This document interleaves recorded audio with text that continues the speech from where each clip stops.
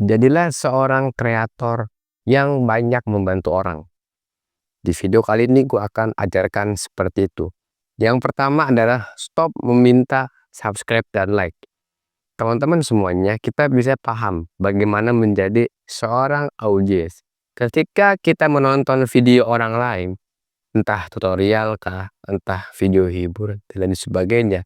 Ketika video itu berdampak ke kita, entah membantu atau menemukan solusi yang sedang kita perlukan, pasti kita langsung subscribe dan like dong. Nah, teman-teman semuanya yang nonton video ini, jadilah seorang YouTuber yang seperti itu. Ketika kita sudah berdampak ke masyarakat, ketika video kita sudah ramai dibicarakan oleh orang banyak, ketika kita sudah memiliki dampak yang besar sekali dan mengubah masyarakat tersebut, kita pastinya akan dikenal banyak orang. Nah, teman-teman semuanya, pengalaman gue 5 tahun konten di dunia YouTube. Yang pertama itu jangan kebanyakan minta subscriber, jangan minta subscribe lah, jangan minta like. Kenapa? Kalau orang udah bermanfaat, nggak usah diminta juga dia akan ngelakuin. Yang kedua adalah fokus akan kualitas konten. Kualitas konten yang bagus bukan berarti dia menggunakan alat yang mahal, bukan berarti dia menggunakan skill yang mahal juga, bukan. Itu teman-teman bisa pelajarin semuanya, bisa kita pahami ilmunya, bisa kita terapkan. Ya, jadi kalau misalnya kita mau bikin konten yang bermanfaat, jangan hanya bikin, wah dia pakai kamera yang mahal, ya gue pakai HP doang nggak mampu lah. Ya oke, bener, tapi kan nggak gitu juga teman-teman. Ada solusi lain, ada apa ya, penggantinya gitu loh, sorry. Contoh gini, kita menggunakan HP murah, tapi kita bisa maksimalkan di editing, oke. Oh temen kita pakai kamera yang profesional, kita bisa kok pakai HP yang misalnya pakai Samsung atau lain sebagainya. Jadi teman-teman kalau misalnya merasa insecure ya, atau merasa nggak pede dengan alat yang kita punya, kita jangan berpikir seperti itu. Tapi kita berpikir adalah, kenapa gua harus mulai lebih? Maksudnya gini, kenapa gua harus bisa mulai gitu dengan alat yang gue punya? Pasti kan teman-teman dulu pas mulai ngonten itu kan punya pikiran seperti itu. Nggak mungkin dong, tiba-tiba karena gabut lah, karena iseng. Oke iseng, tapi pasti ada keinginannya gitu. Dan kalau misalnya teman-teman berhenti di tengah jalan, hasil belum kelihatan, cuma dapat capek, apakah kita sia-sia usahanya? Kan usaha sia-sia namanya. Jadi kualitas konten itu penting. Nah, di sini gua akan kasih tahu nih, bagaimana kita meningkatkan kualitas konten. Yang pertama adalah belajar berkomunikasi dan berstorytelling. Teman-teman semuanya, konten itu tidak hanya kita memahami sistem algoritma, kita memahami videografi dan lain sebagainya. Komunikasi itu sangat penting, komunikasi dan berstorytelling, di mana kita menyampaikan ide yang kita punya. Misalnya kita mau bikin konten fotografi, tentang fotografi.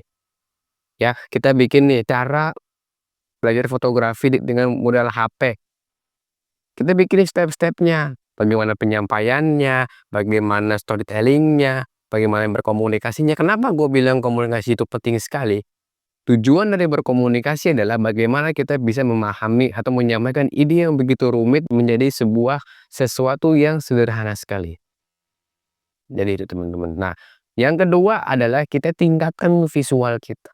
Skill editing kita pakai, kita tingkatkan. Misalnya, kita mau fokusnya dengan seperti ini nih. Bisa, kalau misalnya seperti video gua seperti ini, kita fokus di penyampaian storytellingnya.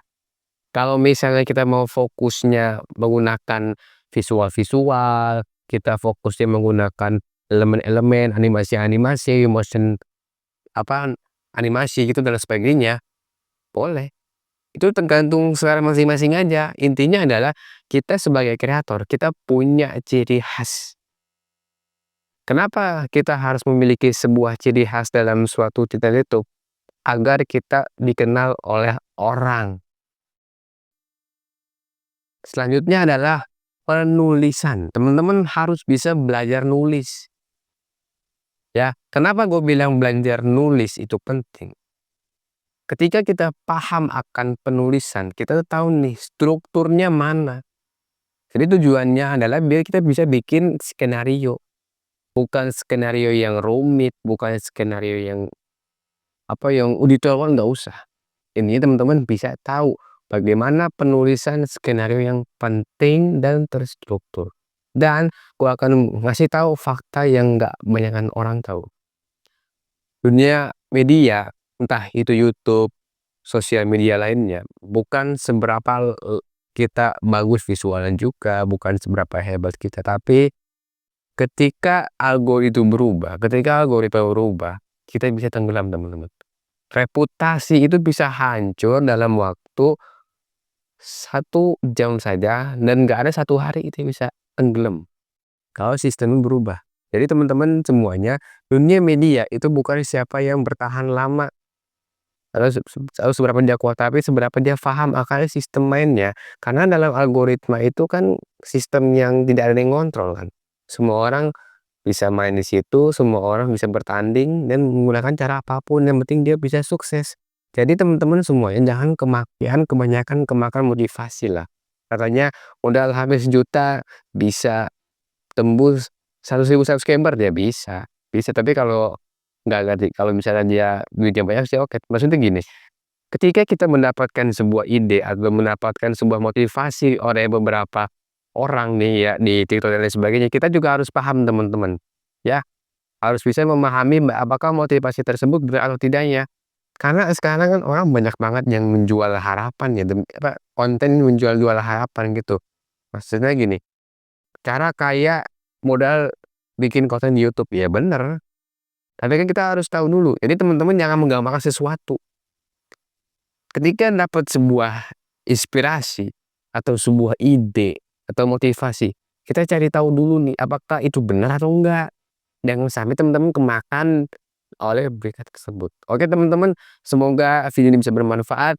Sampai jumpa lagi di video selanjutnya.